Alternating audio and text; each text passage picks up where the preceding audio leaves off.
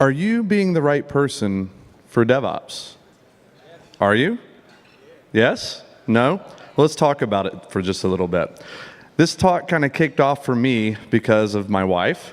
She has a sign in our kitchen that says, marriage is more than finding the right person, it's being the right person, which led me to do some thinking, right? Healthy relationships require a little bit of give and take. And it made me wonder, are we being the right people? Because as we saw in the Phoenix Project, the relationship between a CAO and the business and the CIO and IT is like a dysfunctional marriage. That's what Eric taught us in the Phoenix Project. And it's kind of similar between development and operations, or it has been. Because on the development side, we're accustomed to hearing, why does it take so long to do the things that I need to do? Why can't you give me what I need? If I wait for all of your processes, I'll never be able to get anything done.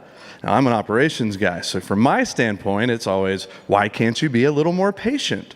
Why can't you use what I've provided? I worked hard on that. Without these processes, we're going to have risk and availability, and we might have manageability issues, so we can't just kind of free form everything. So the key thing is being the right person for DevOps is being more than what your job function is, whether or not you're a developer or an operations person.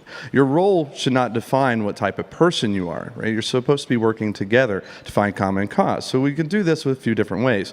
Start with communication. Learn about your partner. This is good with your spouse as well. Ask questions. Learn about getting to know them. What are their interests? What are their communication style? It's very important to understand that, right? Also, talk less. Make room for listening. I'm not very good at this. I work very hard on it. Not very good at it. We love talking about ourselves. It's something that we enjoy doing. We like telling our stories. But we got to make room to listen to other people's stories as well. Remember that hearing is not listening. My kids tell me all the time, I hear you, Dad, I hear you, Dad, but you're not listening to what I'm saying, right? Just because you heard them say something does not mean you internalize it and can act on it. And this becomes really, really important because without actually listening, you lose opportunities for empathy. So listen actively, hear what they're saying and what they're communicating to you, right? And be able to respond selflessly, and we'll talk more about that in just a moment. Because if you're thinking of others, right, you realize that it's not always about you. It's not always about the role or the task that you're playing. You start thinking about how you impact other people and how what your work does impacts them, right? And it also gives you opportunity to do for other people, right? When you see someone struggling to adopt a technology or having an issue with someone, jump in there, help, dedicate time to help, right? When you're courting someone, you take time to do for them and spend time with them, right? Teach other people. Because you know something, that makes you valuable.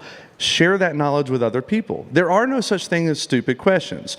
There kind of are stupid questions, but in the relationship, there are no stupid questions, right? This also goes to being trustworthy. Be honest.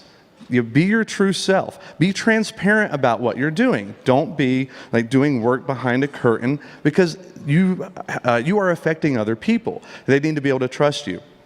Now, in a relationship, you also have to take care of yourself. This is a lesson I've had to learn more recently. Keep and share your interests. Be your own person and your own identity. Be more than just work, and apply your interests into the work that you're doing. Take time for yourself. I enjoy taking mental health days. I don't really want to have to take mental health days, but they're really important. Just like your body gets sick, your spirit and your mind can be sick. So take those times. You're no good to other people if you're not good for yourself. You should also invest in yourself. This is going to make you stronger in the relationship. You expand your knowledge. Increase your depth in the things you're good at, because then you can then share with your partners throughout the organization, and you can improve your empathy with other people. And as you work together and you're defining goals and expectations, acknowledge the successes that other people have. Don't just wait for you to get praised for something.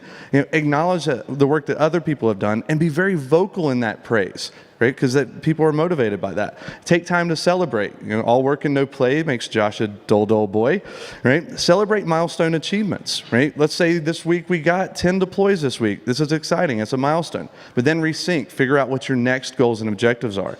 Because you have to keep in mind, being the right person is about always becoming more than you were before, the needs of others and yourself.